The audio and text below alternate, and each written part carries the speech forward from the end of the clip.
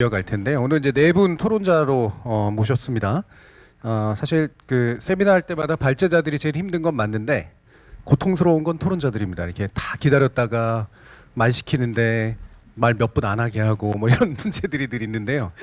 그래도 오늘은 이제 되도록이면 그래도 한 7분 정도에서 40분 안쪽으로 일단 말씀을 네 분께 듣고 이게 발제자들에게 돌아가는 또 질문들이 있을 테니까 그거를 이제 간단하게 들은 다음에 바로 그냥 플로어로 가서 아마 현장에서 얘기하고 싶으신 분들이 굉장히 많으실 거예요. 쟁점들이 또 많아서 그 얘기를 이어가는 방식으로 가겠습니다. 자, 그러면 먼저 여기 나온 순서대로 김유향 북한대학원대학교 교수님 말씀 토론 먼저 들어보겠습니다.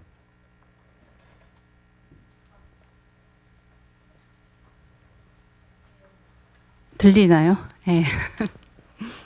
예, 발제 잘 들었습니다.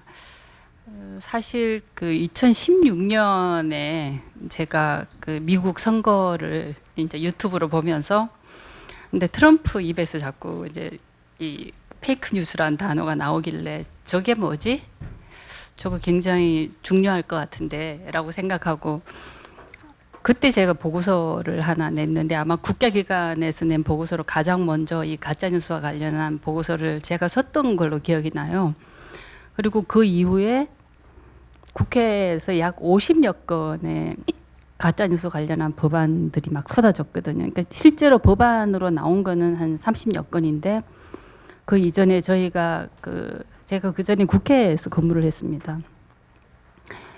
그 쳐낸 법안만 해도 한 몇십 건이 될 정도로 정말 가짜 뉴스가 러시였거든요. 관련한 법안. 그거는 뭐 여야 가릴 것 없이 그때만 해도 가짜 뉴스, 허위 정보는 반드시 차단해야 된다.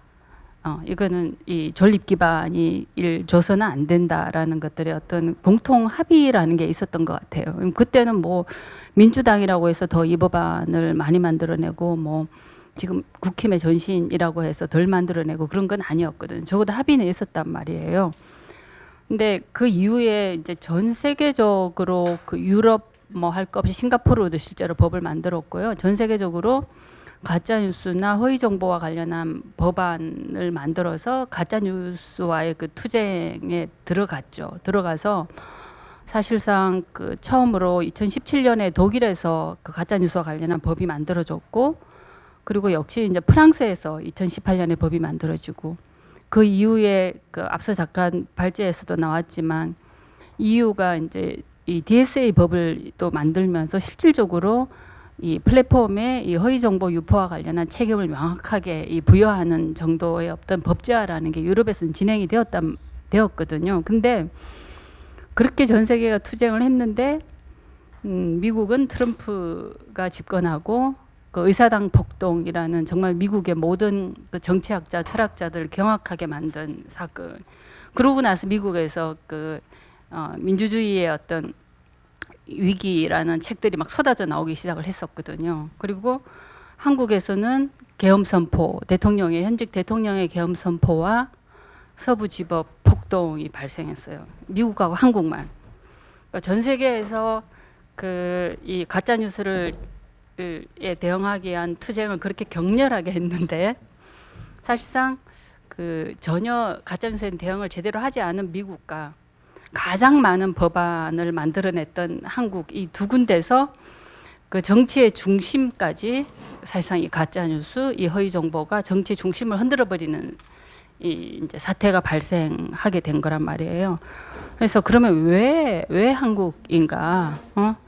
사실 이제 미국에 대해서는 일단 논외로 치고 미국은 사실 가짜 뉴스나 허위 정보와 관련해서는 그 EU나 뭐 우리나라처럼 우리나라는 사실 전설적으로 이 이제 권리 침해 정보 같은 것들을 차단하는 이런 규제 제도 같은 것들이 충분히 있었던 나라인데 미국은 아예 그런 것들이 없었단 말이에요. 근데 왜 한국인가라는 것들과 더불어서 사실상 2016년 이후에 그 가짜 뉴스에 대한 대응들이 성공을 했나라는 생각이 들어서 제가 이번에 다시 보니까 거의 실패를 했더라고요. 실질적으로 독일의 어떤 법률 같은 경우도 그 굉장히 강력한 법이긴 했었는데 허위 정보 자체보다는 독일 형법상의 불법 그 정보만 이 대상으로 한 거였고요. 그리고 프랑스는 선거의 어떤 그 외국 한국에서 영향을 미치려고 하는 외국의 어떤 그 존재에만 이제 포인트를 명확하게 맞춘 거라서 우리가 지금 얘기하고 있는 그런 허위 정보나 가짜 뉴스와 관련한 대응은 사실상 실패를 했더라고요. 근데 그 실패를 하는 사이에 인공지능이 또 엄청나게 발전을 해서 지금은 지금 많이 문제되고 있는 유튜브의 이 이제 컨텐츠를 인공지능이 막 만들어주는 상황까지 왔단 말이에요. 그리고 특히 인공지능 같은 경우는 우리가 그 동일한 답변을 주는 게 아니라 이용자 맞춤형으로 인공지능이 맞춤형 그 정보를 제공해서 답을 주는 상황까지 가버렸잖아요. 그래서 이제는 가짜 뉴스나 허위 정보를 만들어내기가 더 쉬운 세상, 그리고 유포하기가 더 쉬운 세상이 돼버렸다는 거죠.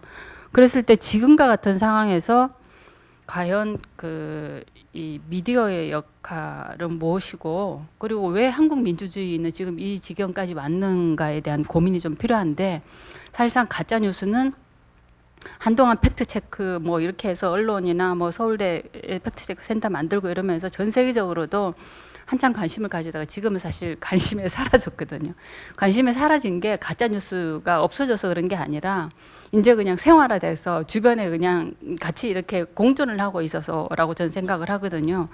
그런 지점에서 가짜 뉴스와 민주주의의 문제를 지금 선거가 이제 진행되는 이 국면에 이 문제 제기하고 논의할 자리를 세움이 굉장히 의미 있는 이제 작업을 했다라고 생각이 들고요.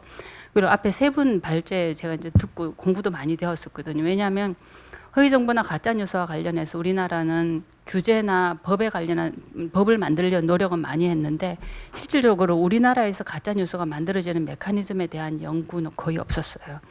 뭐 기자님들이 좀 좋은 이제 발굴 취재한 것들은 있는데 연구는 절대적으로 부족한 상황이었고, 그리고 박건일 박사님이 했듯이 탈전실 시대의 민주주의적 관점에서 허위 정보나 가짜 뉴스가 어떻게 인간들 속에서 이렇게 만들어지고 유통되는가라는 좀 본질적 문제 제기를 또 하셨잖아요. 그리고 또 이강택 준비위원장님께서는 이 규제에 대한 필요성을 강력하게 얘기를 하셨는데, 저는 기존에 이제 규제와 관련한 법을 많이 만드는 사람 입장에서 지금 가짜 뉴스와 관련해서 규제만으로 될 것인가, 그리고 우리나라의 법 체계상 아까 이제 준비위원장님이 제안한 그런 식의 어떤 법을, 물론 여기 법학전문대학원 교수님이 계시니까 나중에 자세하게 설명을 하지만 저는 법을 만들던 사람 입장에서 그게 가능할까라는 생각이 좀 들고요. 특히 지금 인공지능 관련해서도 특히 어려운 게 뭐냐면은 가짜나 진짜라는, 가짜 뉴스라는 개념을 유럽이 전 사용하지 않은 이유가 있다고 생각하거든요. 왜냐하면 유럽은 인공지능법에도 그리고 DSA에도 명확하게 이 허위 정보에 대한 규제나 이런 것들을 명시하고 있거든요. 그게 가능한 게 뭐냐면 거긴 차별금지법이 있고 기본법상의 어떤 기본권 보호가 명확하게 정립되어 있는 나라예요. 말씀하셨듯이 우리나라는 차별금지법이 없고 형법상 무엇이 불법인가에 대해서 명료하게 정해지지 않은 상태에서 가짜뉴스 전반, 허위 정보 전반, 혐오 표현 전반을 그냥 규제하는 건 사실상 지금과 같은 사회에서는 좀 어렵고 불가능하다라는 생각이 든다는 거죠. 그런 측면에서 좀 명확하게, 저는 이제 좀 명료하게 불법을 명료하게 할 수 있는 거. 사실상 기술과 관련한 법을 만들 때, 제가 국회에서 법을 만들 때 가장 어려웠던 건 뭐냐면은 가치적 개념을 법제화하는 거거든요. 규범화하는 거거든요.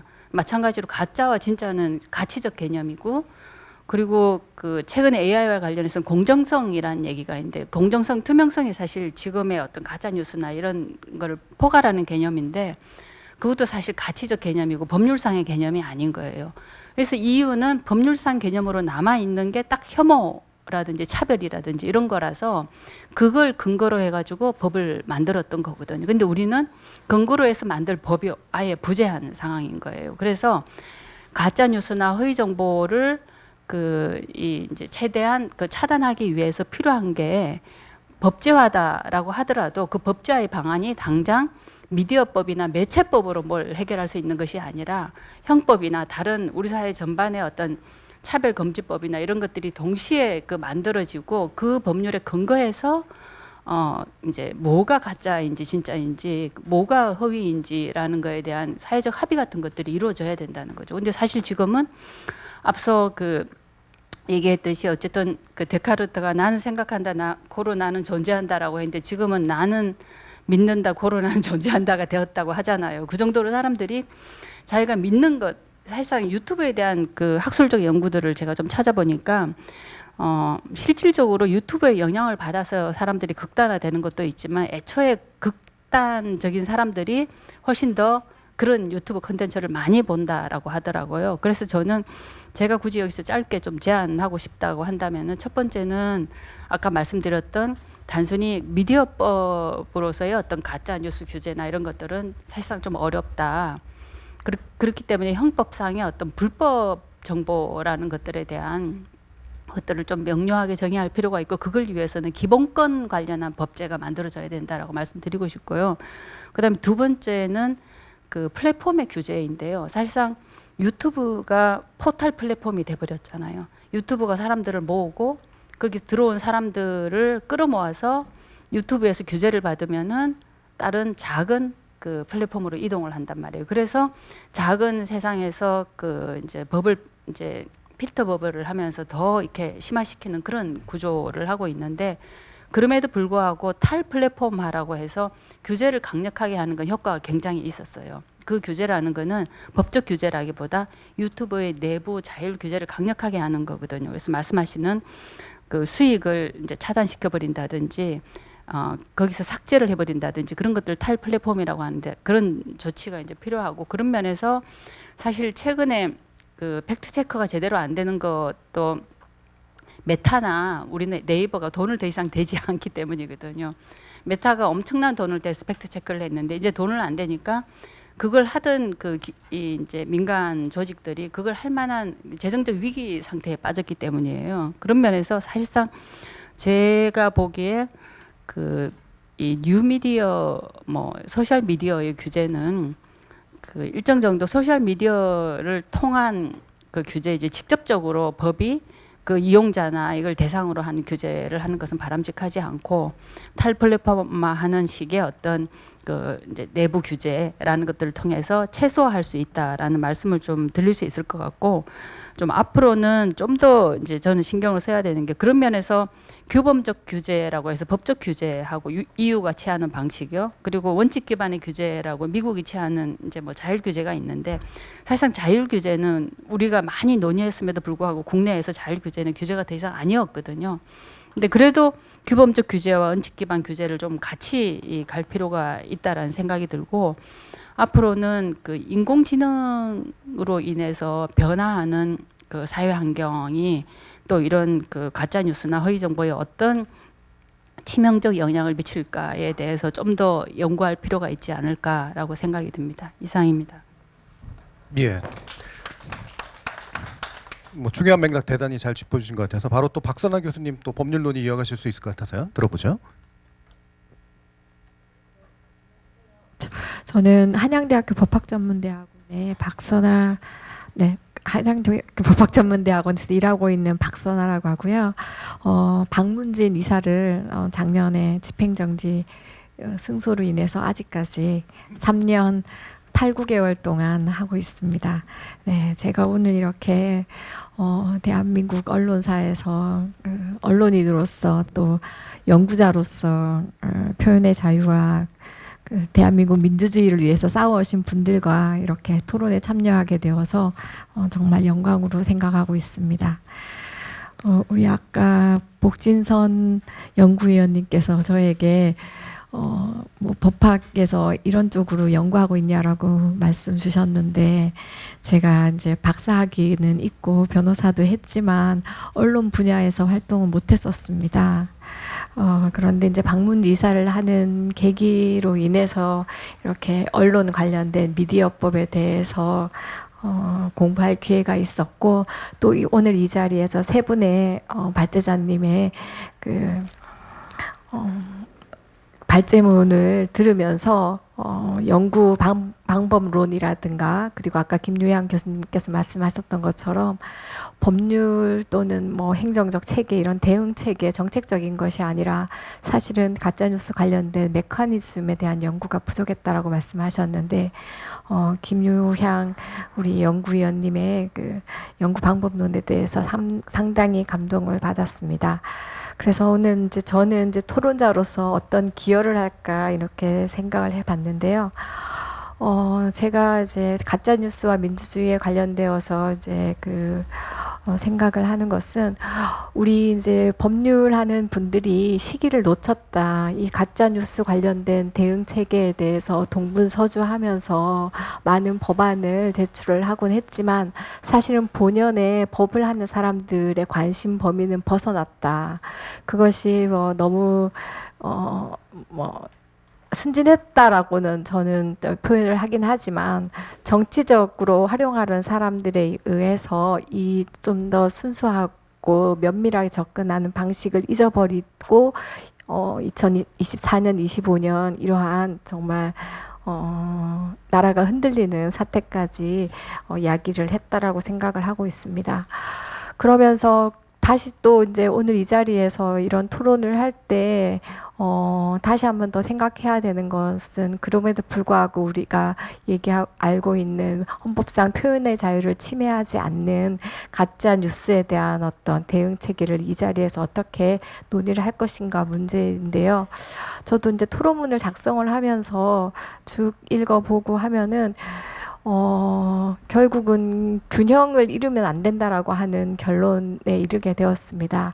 그래서 방금 토론을 해주신 김유양 교수님 같은 경우에는 초기에서부터 이렇게 법안 마련에 관여를 하셨던 말씀들 주셨는데 저도 이제 그 법률에 대한 어떤 소개라든가 이런 것보다는 오늘 특히 또 언론개혁 정책집단 출범을 하시면서 아까 초기에 우리 최상재 위원장님이 또 너희들이냐 이런 말씀을 들었다고 하셨는데 그러면은 세움이 앞으로 가야 될 방향이 무엇일까 이런 생각을 하면서 저는 이 자리에 왔습니다. 그래서 아까 우리 이강택 사장님께서 발제하신 내용들 중에서 뭐 DSA라든가 그 독일의 네트워크 집행법이라든가 이런 말씀 있으셨지만 제가 찾아보니까 그 독일에서 코렉티브라고 하는 어떤 자율 기구가 있더라고요. 그래서 보니까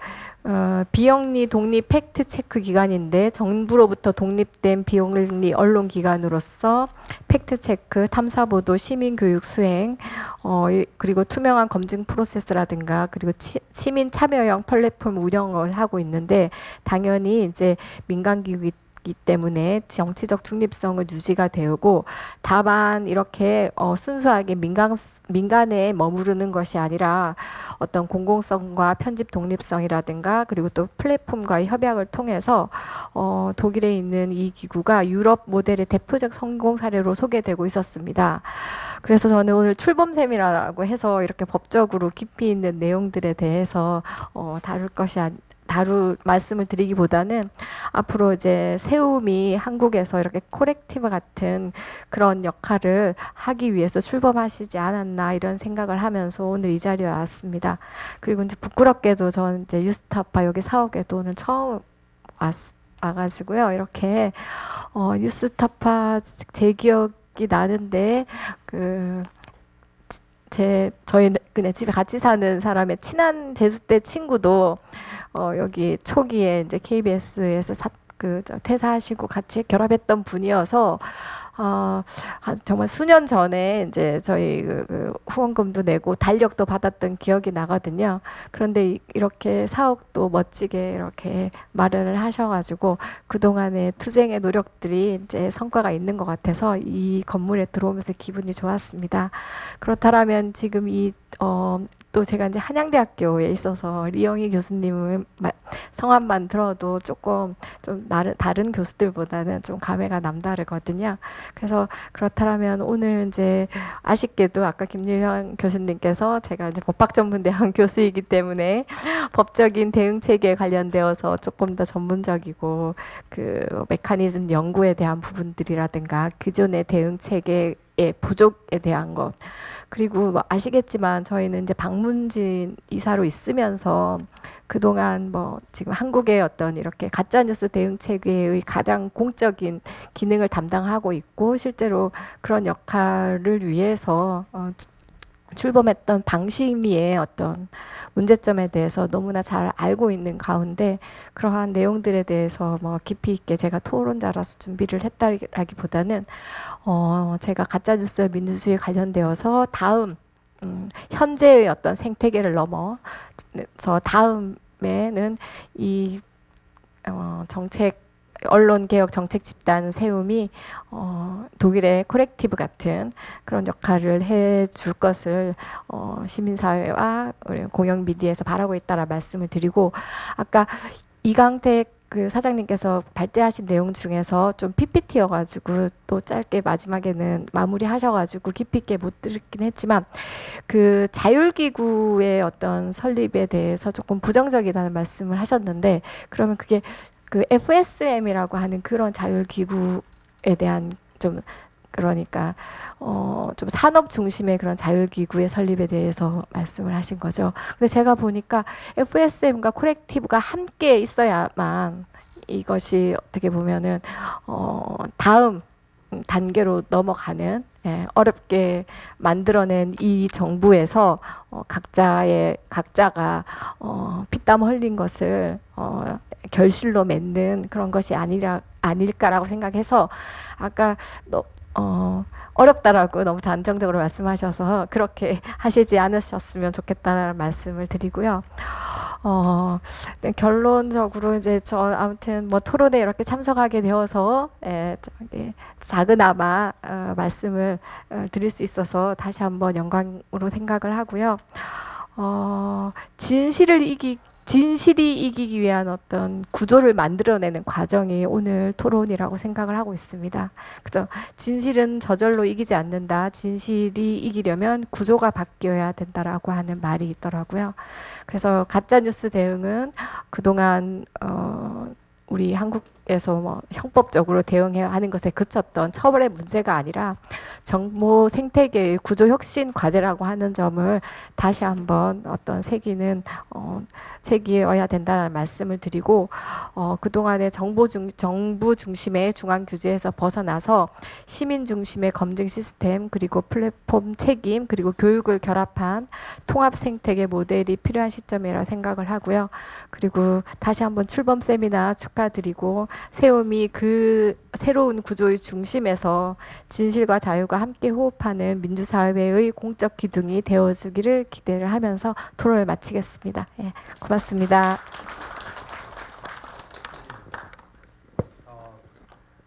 축사 같은 토론이었습니다.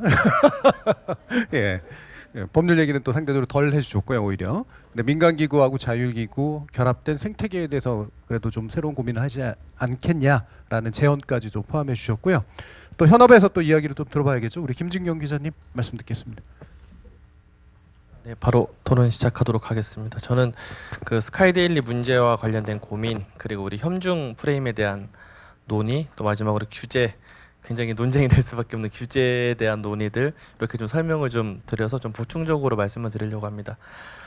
스카이데일리 같은 매체를 여기 계신 언론인분들도 이제 많으시겠지만 다룰 때 고민이 괜히 저런 매체를 우리가 언급해주면서 띄워주는 게 아닐까에 대한 딜레마가 상당했습니다. 사실 스카이데일리는 2023년부터 2024년까지 2년 동안 5.18 관련된 북한군 침투설과 같은 악의적인 보도를 239건 했었습니다. 주도했던 허겸 기자, 사회부장이자 특별취재팀장을 맡았던 허겸 기자, 그리고 조정진 전 대표, 이 두 명이 정확히 부정선거 음모론, 그리고 중국 간첩설을 제기한 장본인들이기도 한데, 너무 키워줄까봐 고민하다가 어쩌면 타이밍을 좀 지나버린 면도 있다 해서 이후에는 저희가 올해 개엄 이후에는 적극적으로 스카이데일리 관련된 비평이나 이런 걸 하고 있음에도 여전히 좀 많은 고민들과 과제를 남기는 그런 상황인 것 같습니다. 제 스카이데일리라는 매체 자체를 저희가 좀 취재하고 살펴보다 보면은 원래는 경제지로 출발을 했습니다. 그래서 스카이의 SKY가 서초, 강남, 용산 그래서 이 지역 경제지로 시작을 했는데 사실 이 매체가 지금 경영 분쟁 상황인 것으로 지금 알려져 있고요. 최근에 대표가 교체되고 편집국장이 교체되고 허겸 사회부장 겸 특별취재팀장이 국제부 선임기자로 발령이 나 있는 상황입니다. 그렇다 보니까 지난주에 갑자기 5월 단체를 찾아가서 사과하겠다 그러고 지면에 사과문을 낸 것은 아무래도 이런 맥락과 좀 관련이 있어 보여서 저희도 좀 그 부분은 들여다보고 있는 상황이라고 좀 말씀을 드릴 수가 있을 것 같고요. 그러면 그런 사과의 진정성을 우리가 어떻게 볼 것이냐? 중국 간첩설 기사만 그 김춘혜 박사님 말씀해 주신 것처럼 이 매체는 가짜뉴스 같은 보도를 쓴 다음에 자기들의 외부 필진과 칼럼을 동원해서 계속 확대지 생산하고 또 유튜브로 이어지는 이 메커니즘을 통해서 만든 그런 허위 정보의 영향력이나 이런 것들에 대해서는 상당히 큰 숙제로 남겨진 것 같고요. 가짜뉴스라고 하면 정의가 언론이 아닌데 언론의 형식을 한 조작된 정보가 이제 사전적인 정의인데 언론을 하고 있는데 사실상 취재 활동을 하지 않고 이런 조작된 정보를 만드는 매체가 만들어졌다는 점에서 상당히 좀 큰 고민을 남긴 것 같고요. 스카이데일리 중국 간첩설 첫 보도 기사의 댓글이 3,000개더라고요. 세보니까. 그러니까 이 PV가 얼마나 나왔을지를 한번 추정해 볼 수 있는 대목이고 또 김춘혜 박사님 말씀처럼 이게 유튜브로 확산되면서 극우 유튜버들이 인용해서 보도한 것들이 거의 수백만 조회수에 달했습니다. 상당한 영향력을 확보한 것으로 보이고 그런 면에서는 이제 양적으로 또 좀 사회 영향적으로 좀 큰 부분이 있었던 것 같고요. 그럼 스카이데일리 사태가 뭘 남겨냈냐가 보면 저도 그 이강택 전 대표님 말씀에 동의를 하는 부분은 언론 자율 규제의 사망 선고를 저는 보여줬다고 생각합니다. 이 매체는 신문윤리위원회와 인터넷 신문윤리위원회 두 기구의 심의 대상입니다. 그 두 기구는 한국언론진흥재단의 이제 기금을 받아서 운영되고 있는 이제 공적인 자율규제 기구인데 이번 사건 관련해서 이 두 기구가 갑자기 안 하던 보도 자료를 내면서 막 심의에 나섰어요. 근데 경고 조치라고 해서 아무런 강제력이 없는 조치고 그 매체들의 그 두 자율규제 기구들의 제재 그 기준을 보면 더 강한 조치가 있거든요. 과징금이나 이런 거에 유사한 조치가 있음에도 아마 써본 적 없는 조치이기 때문에 거기까지 나가지 못한 부분이 있는 것 같고요. 더 중요한 거는 이번 문제가 아니라 지난 2년 동안 스카이데일리가 5.18 북한군 침투설 같은 보도를 200건 넘는 동안 자율규제 기구들은 관련된 중징계 조치가 한 건도 없었어요. 살펴보니까. 이 자율규제 기구가 역할을 하지 못하는 것이 지금의 중국 간첩설을 만들었고 그때 자율규제 기구가 제 역할을 했다면 저는 중국 간첩설과 같은 이런 말도 안 되는 허무맹랑한 보도가 이제 민주주의를 흔드는 그런 일은 없었을 거다라고 이제 생각을 합니다. 그래서 이제 이 매체가 과거에 또 보여줬던 그런 양상이나 이런 걸 보면 포털 CP는 아니고 검색 제휴 정도의 매체인데 높은 단계의 제휴는 아님에도 불구하고 유튜브를 통해서 또 네티즌들이 직접 접속하는 걸 통해서 영향력을 확장한 게 있고 그럼 포털이 무의미하냐 그건 절대 아닌 게 이 매체가 윤석열 정부 들어서 지난해 정부 광고를 4억 원 넘게 받았습니다. 그 정부 광고 수주액을 받는 것 자체가 포털 제휴가 전혀 안 돼 있다면 받을 수 없는 그런 부분인 점 그리고 올해도 개엄 이후에도 4천만 원 넘는 정부 광고가 집행되고 있는 부분들도 확인되고 있어서 공적 기금이 이런 매체에 쓰이고 있는 거에 대한 고민 그런 부분도 좀 있는 것 같고요. 그리고 이제 두 번째로 협종 프레임에 대해 좀 아까 말씀들을 다 잘 주셨지만 이번 협종 프레임의 특징은 화교라는 대상이 생겼다는 거. 옛날에는 조선족이었거든요. 그러니까 그 둘의 차이는 이제 잘 아시겠지만 왜 화교일까를 이분들의 글을 찾아보면 화교는 우리 안에 있거든요. 이연복 셰프 한국인인 줄 알았는데 알고 보니까 이제 중국에서 온 분이구나. 이런 인식이 있는 것처럼 외부적으로 한국인이지만 우리 안에 암약하고 있는 적이 있다. 간첩 찾기처럼 화교를 많이 발굴해내는 그런 부분이 있어서 MBC 손령 기자가 이제 화교라고 가로세로 연구소에서 계속 공격하기도 하고 또 YTN 기자도 화교가 되고 헌법재판소 연구관들도 화교가 되고 최근에는 또 아이유다가 화교다, 닥터 프렌즈라는 유튜브 채널에 나오는 의사들이 화교다, 쯔양도 뭐 중국 간첩이다 이런 식으로 이제 특정인을 화교로 지목해서 공격하는 행태들. 그리고 저희 기자도 보면은 이제 박재령 기자는 기자가 있는데 뒤에 0이 들어간다고 댓글에 화교 아니냐. 저도 이제 금씨가 있나 이러면서 한국인 맞나? 금성무 같은 이제 중국 계통 아니냐 이런 댓글이 달려서 이제 뭐만 하면 다 화교로 찾아가는 그런 좀 상황인 부분이 있는 것 같고요. 이 화교 프레임의 두 번째 특징은 저는 이게 중도층에 어필할 수 있는 전략인 것 같아요. 그러니까 중화권에 대한 전반적인 사회적인 불신과 그런 불만 팽배가 인터넷 여론에서 상당한데 그거를 이용해서 사실 부정선거 음모론 아무리 주장해도 중도층은 움직이지 않잖아요. 근데 화교 음모론의 특징은 정치로 시작해서 연예인들로 확장이 되고 또 어떤 영상들이 있냐면 화교들이 특혜를 입어서 이제 대입 특별 전형이 있다. 상속세를 면제받는다. 공공임대주택, 국공립 어린이집에 우선 배정받는다는 가짜 뉴스는 이제 일반적인 네티즌들도 많이 공감하고 관심을 보이는 그런 가짜 뉴스가 보였고 이 패턴은 정확히 세월호 참사, 이태원 참사, 5.18 민주화 운동 유공자들에 대한 공격과 같은 패턴을 보이는 그런 특징도 조금 있는 것 같습니다. 그래서 저희가 화교분들을 이제 인터뷰하고도 그랬는데 생각보다 많이 심각한 것 같아요. 화교협회 사무실에 찾아와서 이놈들은 간첩이다라고 소리치고 가는 사람도 있고 부산 화교 학교 같은 경우에는 이제 테러를 시사하는 그런 전화가 오기도 해서 많이 비상에 걸렸고 또 이제 중국 동포분들이 상당히 저희가 인터뷰했던 분은 그런 얘기를 하더라고요. 우리 화교들은 6.25 전쟁에도 참전을 했고 이제 이후에 한국 산업화에도 많이 기여를 하고 노력했다고 생각하는데 아직도 나무로 여기는 것 같아서 되게 좀 서글프고 단 한 번도 이런 대통령을 본 적이 없다. 이제 중국인들이 벌인 일처럼 벌이는 그런 공세에 너무 화가 난다라고 지적하기도 했었고요. 화교분들이 한국 사회에서 겪고 있는 탄압이나 이런 것들도 충분히 좀 재조명돼야 하는 부분인 것 같습니다. 그분이 그런 얘기를 하더라고요. 서울대에 나오신 분이었는데 시위를 절대 하지 말라고 부모님이 그랬대요. 화교는 언제 쫓겨날지 모르기 때문에 그래서 너는 절대 시위하면 안 된다고 했던 그런 맥락 그런 거 보면서 우리 역사적인 맥락 또 최근에 조선일보 이제 조선투위 동아투위 분들 행사에 다니면서 이제 일제강점기 때 조선일보가 했었던 화교와 관련된 그런 가짜 뉴스 같은 보도들 그런 문제에 대해서도 같이 고민하는 계기도 돼서 저도 좀 많이 고민하는 계기가 됐고요. 마지막으로 규제에 대한 고민이 있는데 혐오 표현 규제나 이런 걸 보면 딜레마가 있는 게 민주언론시민연합에서는 아주 예전부터 5.18 민주화운동 관련된 모니터링을 하면서 신고를 했거든요. 근데 네이버에서 신고가 거의 다 안 먹힌다고 그러더라고요. 그러니까 법이 없어서 그럴 수도 있지만 어디까지가 혐오 표현이냐 아니냐에 대한 되게 모호한 부분들은 좀 장기적으로 고민해볼 수밖에 없는 부분인 것 같고요. 또 이게 특정 법을 만들고 이런 걸 떠나서 우리나라가 우선 차별금지법 같은 법을 제정해서 국가 차원에서 혐오를 용인하지 않는다는 메시지를 주는 것이 더 우선돼야 하지 않나 생각하고 징벌적 손해배상제 논의는 저희가 최근에 30주년 맞아서 언론학회 회원분들한테 설문조사를 돌렸어요. 이제 100분이 넘는 언론학회 회원분들, 학자분들이 참여하셨는데 징벌적 손해배상제 찬성 47.4, 반대 51.8이 나왔어요.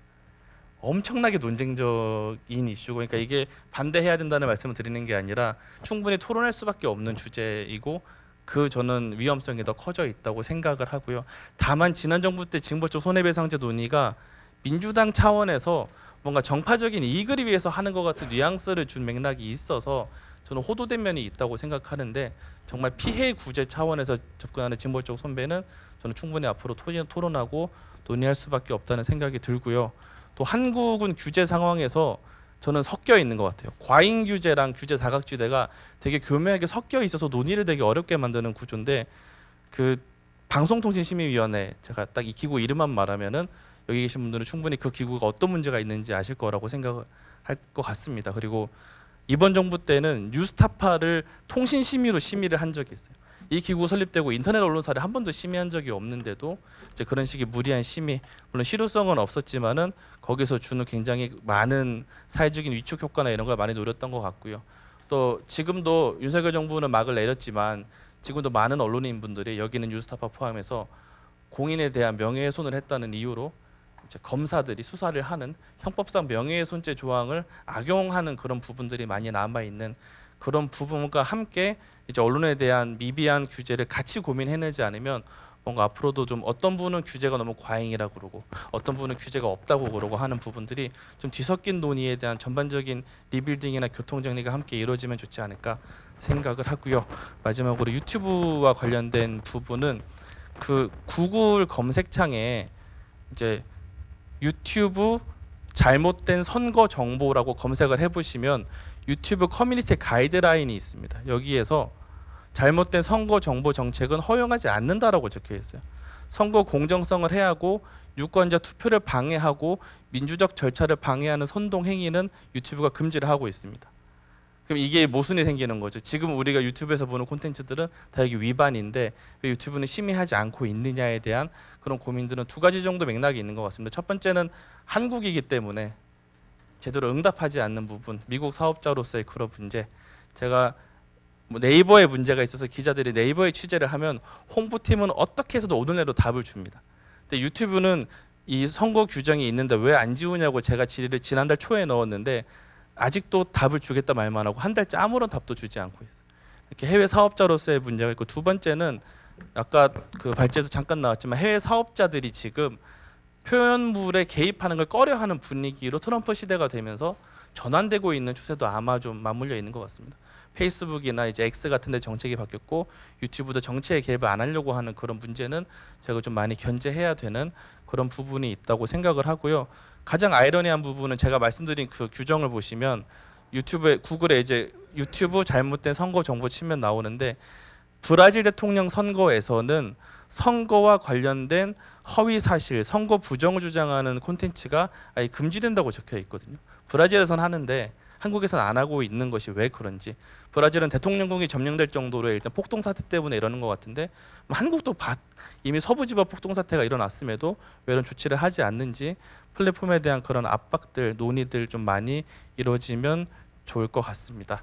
그래서 제 일단은 생각은 이런 정도고요. 그래서 오늘 저도 많은 좀 맥락이나 정보들을 좀 알게 됐고 앞으로 저희 취재나 비평 활동에 있어서 많이 참고하고 저희도 세움의 활동을 더 이제 친밀히 지켜보면서 취재해 보도록 하겠습니다. 감사합니다.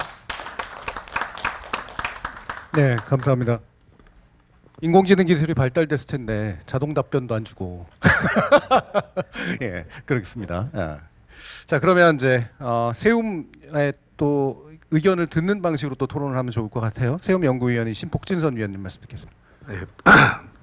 저도 뭐 계속 같이 얘기했던 거라 이제 딱 했던 얘기는 좀 그렇고 오늘 제목이 가짜 뉴스와 민주주의인데 이제 그 부분을 좀 우리도 주목해야 되지 않을까 싶은 그런 제 의견이 있습니다. 그게 왜 그러냐면 그럼 궁극적으로 우리가 구체적인 가짜 뉴스의 사례들을 이야기는 하는데 이것들이 그럼 민주주의에 어떤 영향을 미치느냐 이제 주로 보면 이제 저는 윤석열 정권이 해외에서 이 밀려오는 여러 가지 트렌드들을 많이 따라서 이제 기존의 질서를 와해시키고 특정 세력의 뭐 장기 집권이면 장기 집권이고 어떤 독점적인 지위를 유지하려고 했던 것 같은데 이 페이크 뉴스는 대부분이 이제 처음에 트럼프가 이제 아주 상징적으로 주장한 부분인데 그 대상은 CNN이나 NYT 같은 레거시 미디어에 대해의 기사에 대해서 그런 이야기를 하거든요.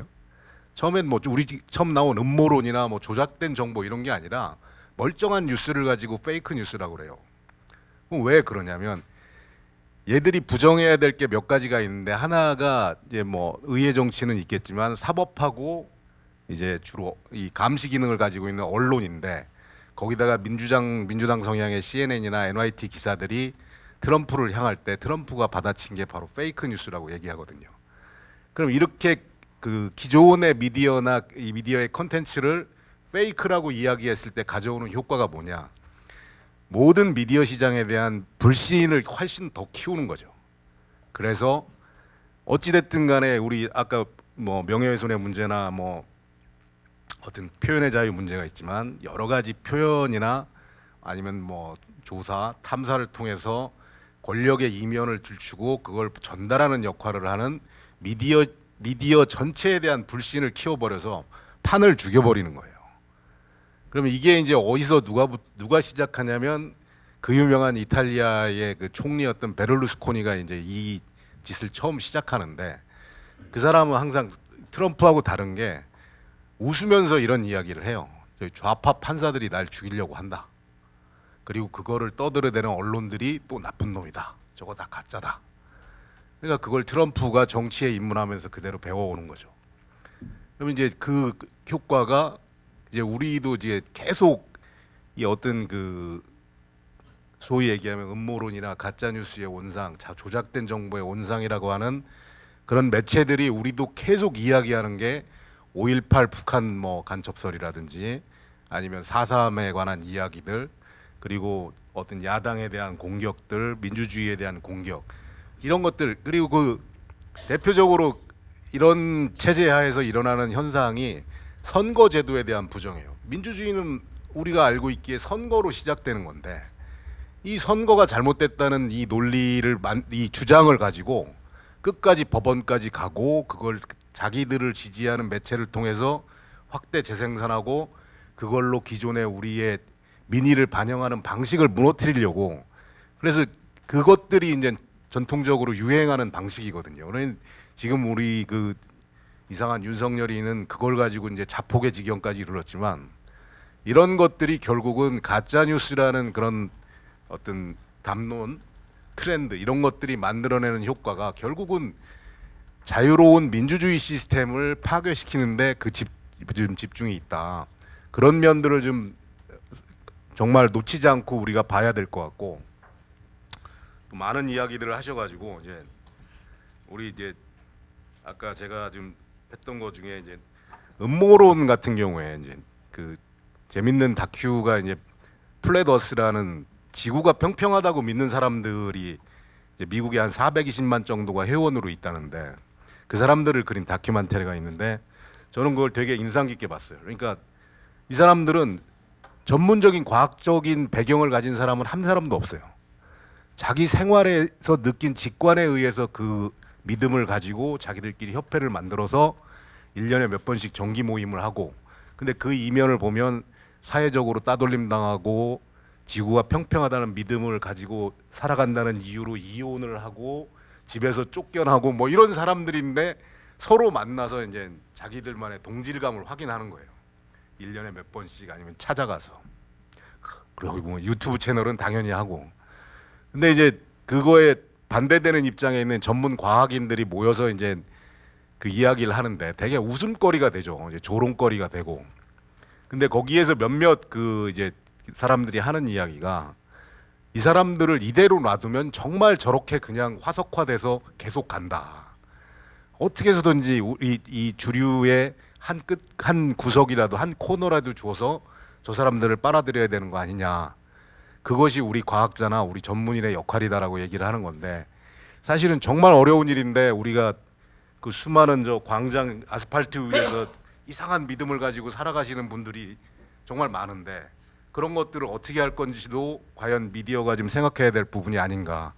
항상 따옴표 쳐서 웃음거리로 만들고 그냥 확대 재생산에 몰두하는 이런 거에 대한 비평이 정말 좀 필요한 시점이다, 그렇게 생각하고요.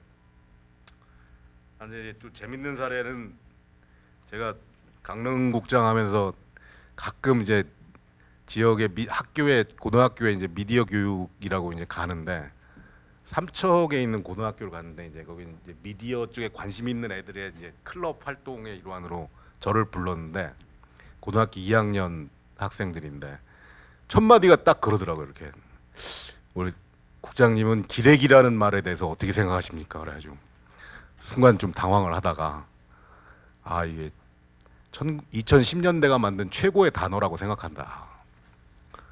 그래서 저는 어찌 모르게, 하여튼 좀 취재는 아닌데, 제가 팽목항에 처음 사고 나고 3일을 있었거든요. 근데 저는 지구상에서 이렇게 무서운 공간을 있을 수 있다라는 걸 그때 처음 경험했어요. 정말 모든 미디어가 달려왔는데 아무도 얼굴 표정을 보이지 않으면서 그 좀비처럼 걸어다니면서 이제 취재를 하는데, 저는 그게 한국 언론 사회는 물론이고 언론에서도 꽤 큰 변곡점이라고 생각하는데, 지금 와서 그 뒤로 무엇이 변했는가를 생각하면 결국 변한 게 별로 없어요. 더 심해지면 심해졌지. 그럼 아까 우리 이강택 준비위원장이 뭐 말씀하신 대로 여러 가지 사법 체계의 한계는 있을 수 있겠지만, 저는 어떤 식으로 변화는 줘야 된다고 봅니다. 이대로 계속 간다는 거는 사실은 정말 수용자나 국민들에 대한 모독이고, 자율적이라는 말은 뭐 그냥 그건 껍데기일 뿐이고, 뭔가 우리 사회를 위해서 진정 고민한다면 힘 있는 변화가 필요하지 않을까, 그런 정도로 생각해 봅니다. 뭐 두서없는 얘기지만 앞으로 저는 뭐 세움 사람이라 뭐 이 정도 선에서 이야기하는 것을 끝내겠습니다. 감사합니다. 예, 감사합니다. 원래는 이제 이러고서 이제 발제자에게 바로 이제 가려고 했는데요. 남은 시간을 플로어에게 좀 드리는 게 좋을 것 같아서 현장에 계신 분들이 말씀하고 싶으신 부분들이 꽤 있으실 것 같아서요. 일단 그 청중석에서 한 두어 분 정도의 한번 의견이나 제안 또는 질문 같은 거 있으시면 한번 들어보겠습니다. 예, 저 뒤. 목소리가 크니까 그냥 마이크 없이 말씀드리겠습니다. 예, 방송에 들어가야 돼서 아마 예. 마이크가 가야 될 것 같은데.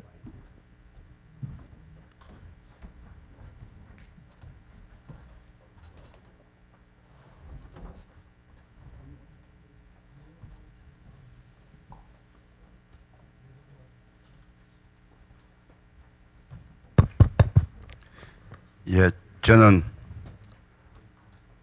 거짓말과 개소리를 자유자재로 그리고 뻔뻔스럽게 해대는 윤석열의 명예를 훼손한 혐의로 재판을 받고 있는 신학님입니다.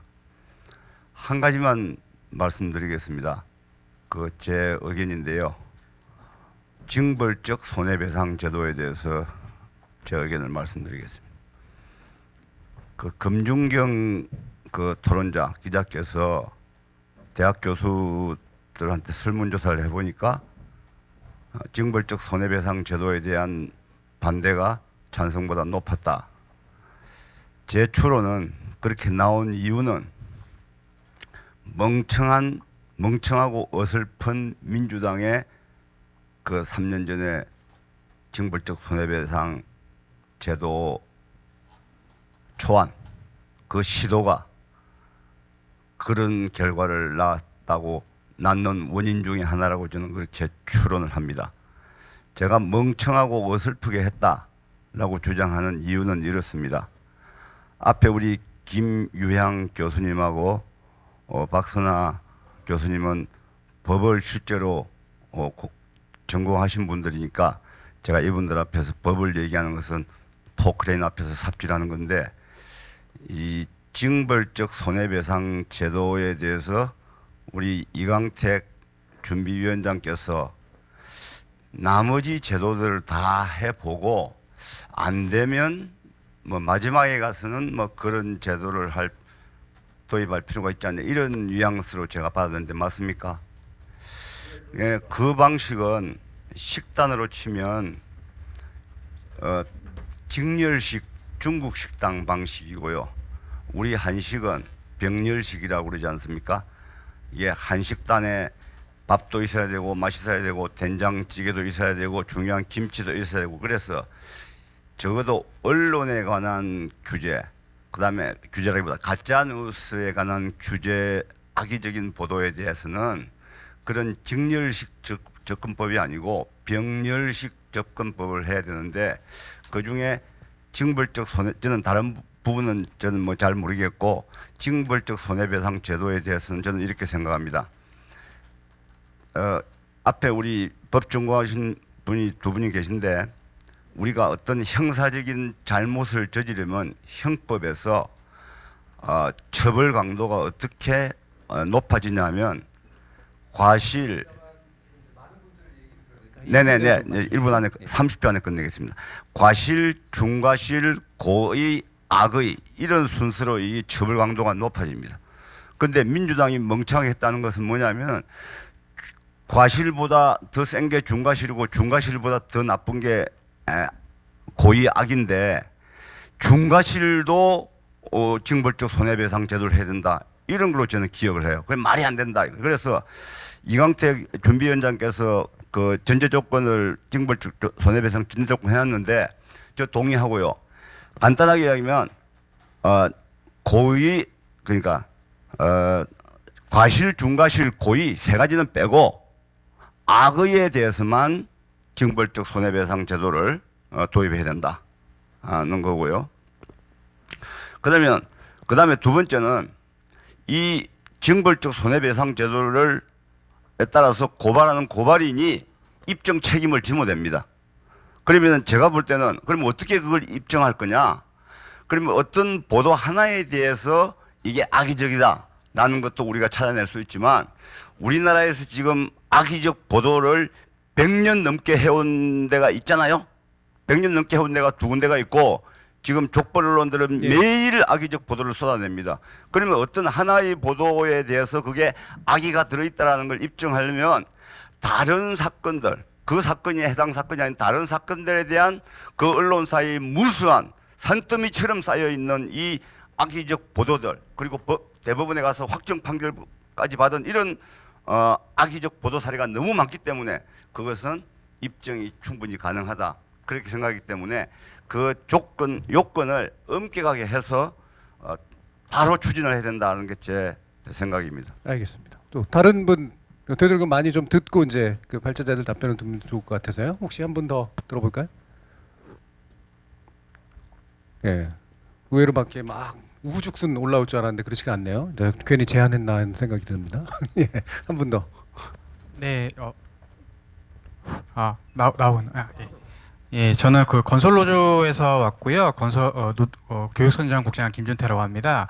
그 다른 게 아니라 이제 아까 세움에서 이제 마찬가지로 이제 징벌적 손해배상 관련해서 이제 제안 주신 거에 대해서 좀 제가 이제 언론계에 종사하는 사람이 아니다 보니까 이제 그 알고 있는 게 좀 부족하다 보니까 좀 질문을 좀 드리고 싶은 건데 아까 이제 그 예시로 나왔던 그 조선일보 기사와 관련해 가지고서 이제 말씀을 드리자면 이제 언론이 개인에 대한 이제 소송을 금지하고 뭐 명예훼손에 대한 이제 형사처벌 폐지 이제 이런 말씀을 이제 해주신 거 어떤 배경에서 나왔는지는 저는 충분히 이제 이해는 하겠는데 이제 저희가 그리고 조선일보 그 보도와 관련해서 저희가 이제 그 담당 기자 그리고 그 조선일보를 이제 고발하면서 느꼈던 점이 있다면은 이제 저희가 아무래도 노동자 개인 그리고 노조라는 입장에서 이제 그런 보도에 대해서 대응할 수 있는 방법 그리고 고소할 수 있는 그런 방법은 무엇이 있겠느냐라고 이제 저희가 준비하는 과정에서 보자면 사실상 이 명예훼손 그리고 담당 기자를 고발하는 것 외에는 사실상 거의 전무한 수준이었던 당시에 좀 기억이 있어서 좀 이런 것들이 좀 보완되고 좀 뭔가 좀 구체적으로 뭔가 세우면서 좀 제안을 좀 해주시는 게 좋지 않을까라는 좀 의견을 드리고 근데 당시에 지금 기억을 떠올리자면은 사실 그 해당 담당 기자와 그리고 저희가 고발할 수 있는 내용 자체가 명예훼손밖에 없었기 때문에 명예훼손으로 저희가 이제 고발을 했던 사건이거든요. 근데 그게 지금 2년이 넘었는데 현재까지도 아무런 뭐 조사와 결과가 나오지 않는 지금 바탕이 있다 보니까 이런 것들을 좀 이렇게 포함해서 좀 세우면서 좀 고민을 좀 해주시는 게 좋지 않을까라는 좀 의견 그리고 이런 제언을 좀 드리면서 의견을 좀 마치도록 하겠습니다. 예, 혹시 한 분 정도 더 들어볼까요? 있으시면 예, 바로 앞에. 네, 저는 시민언론 민들레에서 미디어 비평 칼럼을 쓰고 있는 김성재라고 합니다. 그 미디어 비평 그 한 2년 정도 해왔는데 그 저는 언제 이런 언론 개혁을 위한 연구 집단이나 정책 집단이 좀 출범을 할까 이렇게 학수고대 하고 있다가 마침 이렇게 오늘 출범식을 한다라고 해서 정말 반가운 마음에 달려왔고요. 그리고 오늘 발제해주신 김춘효 박사님 공부도 많이 됐고 또 특히나 징벌적 손배제에 대해서 말씀해주신 이강택 대표님 그 발제 내용에도 굉장히 많이 그 공감을 하고 동의를 하는 그런 생각이 들어서 그 말씀 드리고 싶었고요. 아시겠지만 그 많은 여러 그 언론 현업 단체들 또 제가 만난 일부 그 퇴직하신 언론인 선배분들이 그 징벌적 손배제에 대해서 굉장히 회의적이고 그런 그 모습을 보고 굉장히 그 답답했거든요.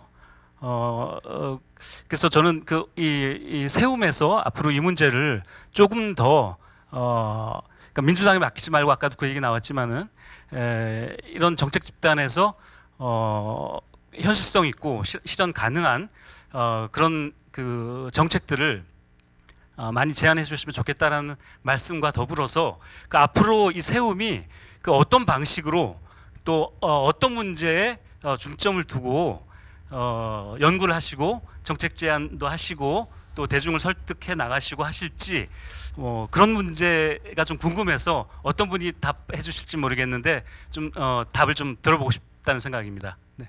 예, 바로 답을 듣겠습니다. 준비위원장님 말씀을 듣는 게 좋을 것 같고요. 근데 발제자들 한 3분 정도씩 분이 못 드리긴 하는데 그래도 최대한 고안해서 설명해 주면 될 것 같고요. 징벌적 손배제가 제일 인기가 좋습니다. 그러니까 일단 먼저 한번 들어보죠.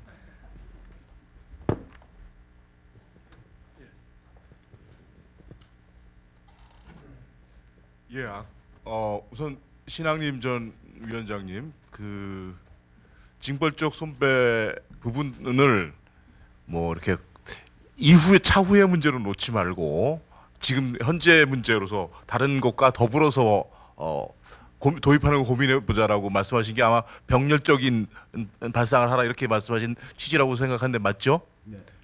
예, 말씀하신 뜻은 저도 뭐 충분히 알겠고 공감하는 바가 없지는 않으나 저는 그렇게 생각합니다.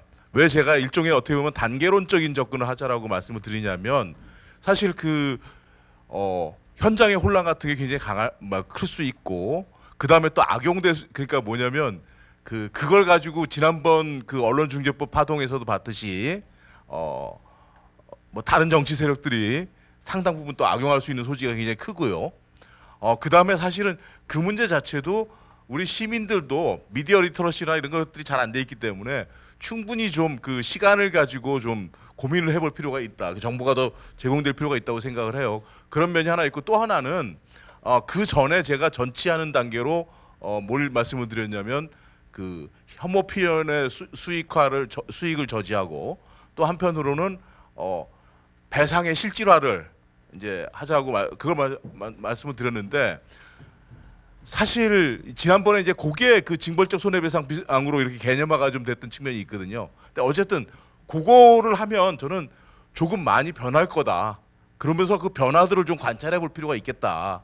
왜냐하면 이거는 앞서 말씀드렸듯이 정말 신중해야 되는 비례의 원칙의 문제가 있기 때문에 좀 그런 부분이 있다라는, 그래서 저는 좀 신중한 입장이다라는 말씀을 좀 드리고 싶고, 다른 말씀은 제가 근데 아까 그 기왕 마이크 잡은 김에 세움의 앞으로 계획 부분에 대해서는 좀 말씀을 드려야 될 것 같아요.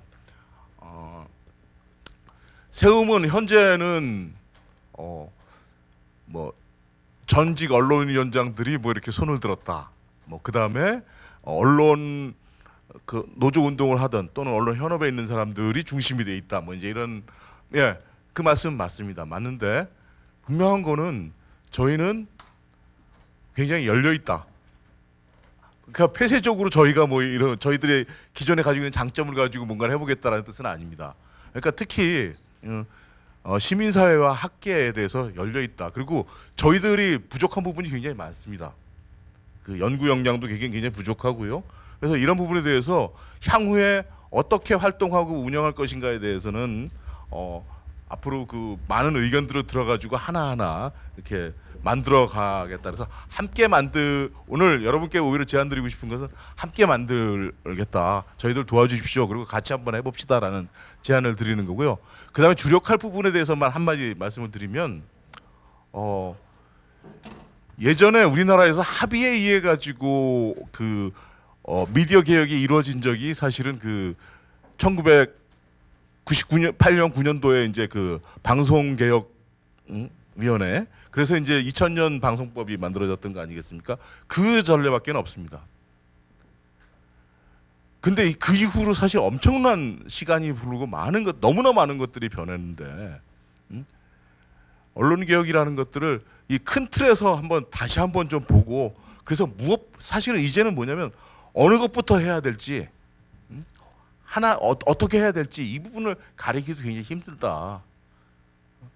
저희는 이걸 뭐 흔히 사람들은 뭐 미디어위원회를 만들면은, 그래서 만들어서 중지를 모으면 될 거다라고 뭐 이렇게 흔히 얘기하고 퉁치고서는 그냥 나가는데, 그리고서는 다음 얘기로 넘어가는데, 솔직히 저는 그렇게 해갖고 운영이 잘 되거나 이럴 거라고 생각하지 않거든요.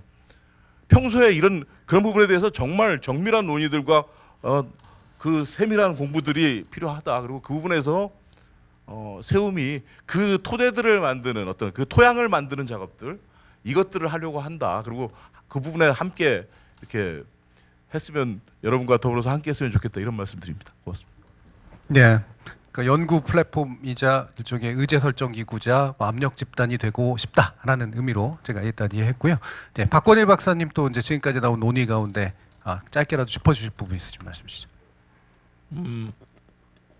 구체적인 대안과 관련해서는 제가 아는 것이 없기도 하고 그래서 특별히 제가 보탤 말은 없는 것 같고요. 잠깐 토론하셨던 내용 중에서 그 김유한 교수님께서 말씀하셨던 이 규제 이전에 규제가 근거할 만한 법안으로서 차별과 혐오에 대한 법안 자체가 한국에 굉장히 미비하다라는 지적을 해주셨는데 개인적으로 굉장히 공감을 많이 했습니다.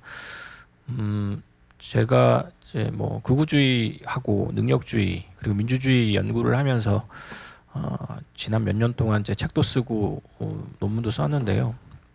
그 과정에서 느꼈던 것은 한국의 헌법 외에 차별과 혐오 문제가 심각해지고 있음에도 불구하고 그 부분에 대해서 제도적인 대응이 굉장히 없었다라는 점이었습니다. 특히 이제 소수자나 약자에 대한 혐오 언설, 헤이트 스피치라고 하는 부분들에 대해서 우리가 어떻게 사회적으로 제재하고 그런 부분들을 표현의 자유라는 또 가치에 어떻게 공존시킬 것인가라는 문제에 대해서 좀 많은 고민을 해야 된다라는 생각이 들었고요. 그래서 차별금지법 같은 근거가 되는 법이 먼저 도입되어야 된다라는 부분에 저는 강력히 동의를 하고 뭐 좀 다른 얘기긴 합니다만은 최근에 이제 그 이코노미스트 민주주의 지수를 확인해 보면 이게 사실 민주주의 지표와 관련된 국제 지수 중에서 가장 권위 있는 지수인데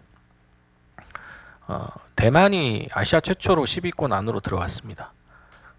대만이 이제 7위인가 8위로 들어왔는데 그게 이제 코로나 직후에 들어갔거든요. 한국도 잠깐 10위권대 올라갔고 원래 한국이 30위권대에서 20위권 왔다 갔다 하는 나라인데 코로나 직후에 대응을 잘했다라는 평가를 받으면서 잠깐 10위권에 들어갔다가 그 다음에 바로 예전 자리로 돌아갔습니다. 근데 대만은 계속해서 지금도 10위권 안에 들어 있습니다. 그래서 코로나가 끝난 지 한참 됐는데도 왜 대만이 계속해서 민주주의 지표에서 그렇게 높은 순위를 기록하고 있는가? 대만이 그때 당시에 동성애 결혼 합법화를 제도화했거든요. 그러니까 그런 측면들이 사실은 민주주의 지표와 직결되고 소수자 약자에 대해서 그 사회가 어떻게 대우하는가, 그 사람들의 권리를 어떻게 생각하는가가 사실은 언론의 문제라든가 민주주의 문제와 직결되고 있다는 걸 잘 보여준다고 생각을 합니다. 그래서 차별금지법과 관련된 부분들도 같이 한번 고민하는 계기가 되었으면 한다는 말씀드리면서 마무리하도록 하겠습니다. 예, 감사합니다. 예, 딱 맞춤하게 시간이 좀 남았는데요. 예, 김춘호 박사님 말씀 마지막으로 듣죠.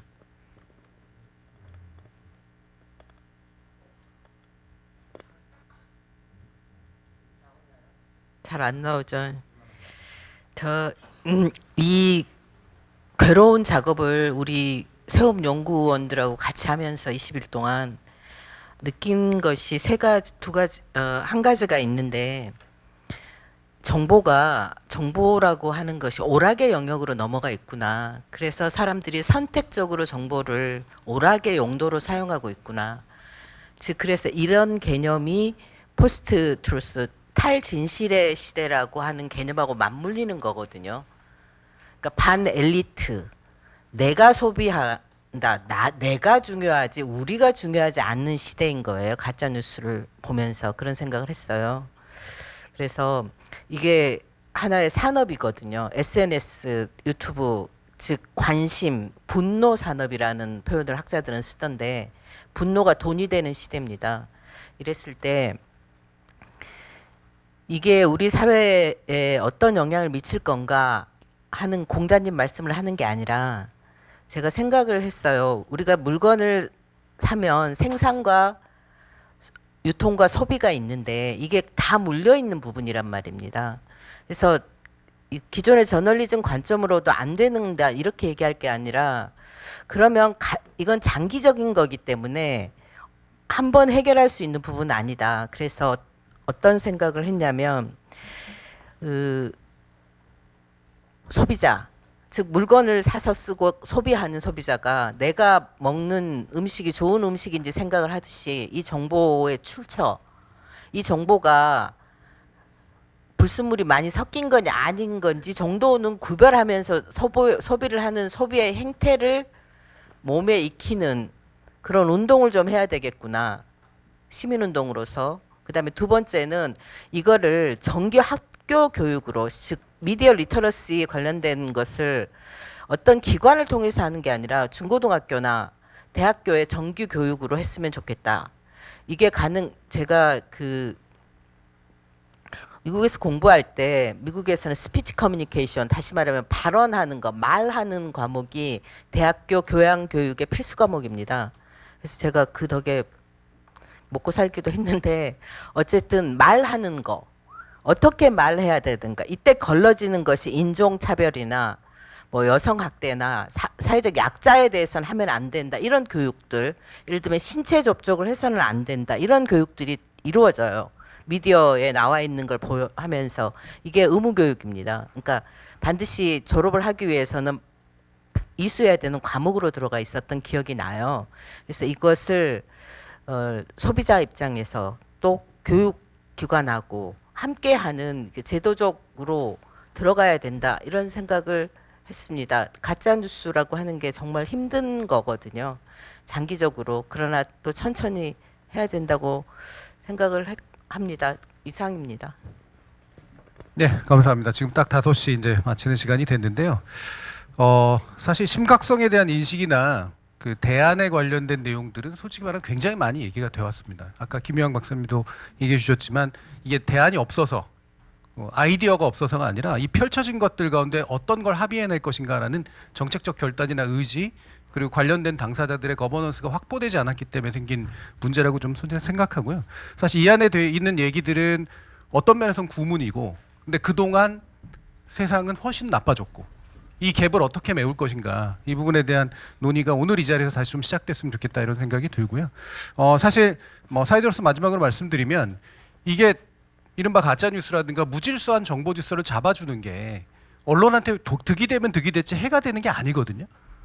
그게 잡아지고 나면 그 무질서한 행위자들이 이제 어느 정도 걸러지고 언론이 좀 더 의미 있는 행위자로서 설 수 있는 계획인데, 지금까지의 논의는 언론과 언론을 때려잡고자 하는 자가 사이에 벌이는 일종의 게임처럼 그릇된 프레임이 만들어졌고, 저는 그 안에 언론 현업이 기여한 바가 전 있다고 봐요. 그리고 언론 학자들도 기여한 바가 있다고 보고, 과연 이 그릇된 프레임을 어떻게 깰 것이냐, 그리고 이게 정파화와 어울리지 않도록 어떻게 새로 짤 것이냐, 이 분야에 관련된 이 세움에 많은 기여 부탁드리면서 오늘 함께해 주신 모든 분들께 감사하다는 말씀 전합니다. 감사합니다.